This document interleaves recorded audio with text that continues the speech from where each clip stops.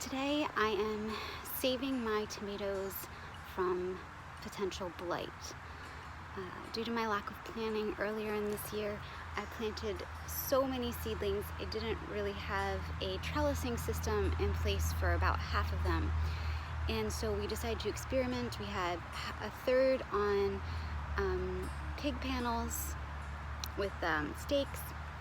And then we staked out and did the Florida weave on some, which has worked, but the strings are drooping, so I've got to get those adjusted.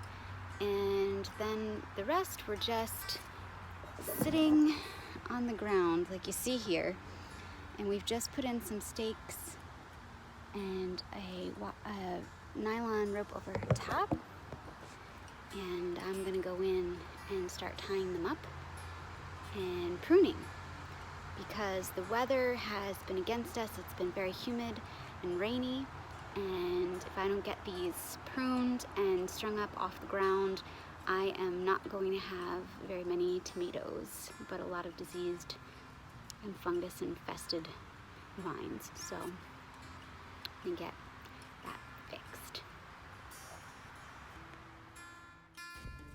So first I'm tying on a string to the top line and cutting a piece down to the ground.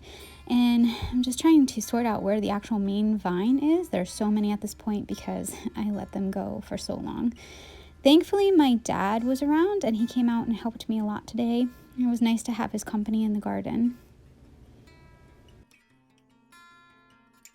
Well, I love the smell of tomatoes. I love the smell of them figs too. Yeah.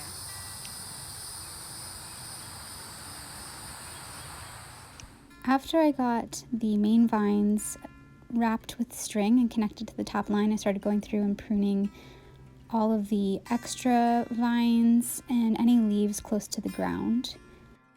So this nylon rope is not the best thing ever. I think next year we'll do some wire, but I'm tying on string and pulling the vines up off the ground. See how the other ones are around here like this? They're gonna get all kinds of disease being on the ground. And then just wrapping the string around and then pruning it back.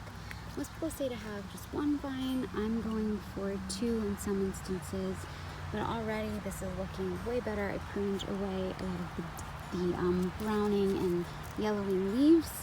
Lots more airflow can get through here, and the fruit is up off the ground, so it's not going to get nasty.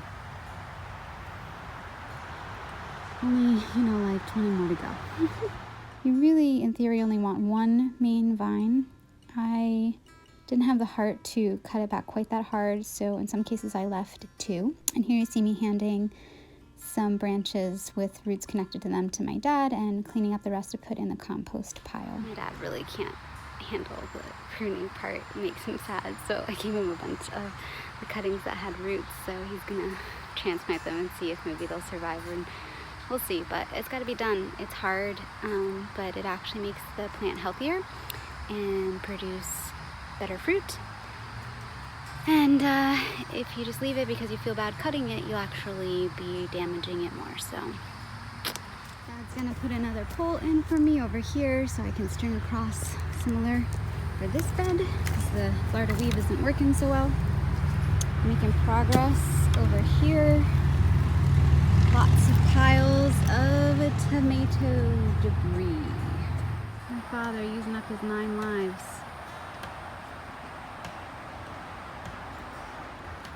Mom just doesn't want to be in the video. Looks great. We're getting there.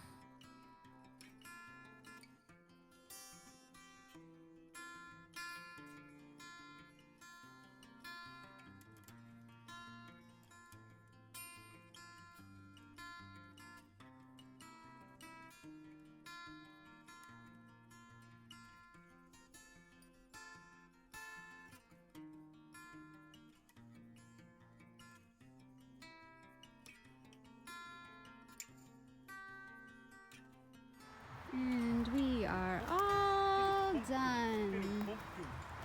Dad's beatboxing for me. All done. It'll work for now. starting to drizzle and I gotta get home and make some dinner, but learned a lot from this experience. One, if I have more seedlings than I can handle, I should just give them away or try to sell them. Two, if I decide to keep more seedlings than I can handle, I need to make a plan to deal with them ahead of time. And I think for next year, over the winter and fall, priority is going to be making a really strong structure to continue this system, because I like it the best. It's the easiest to deal with, and I feel like it's going to be more flexible in the weather. So, learn some good things.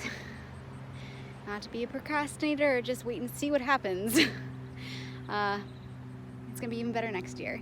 And we're still going to, I think, get tons of tomatoes pretty soon.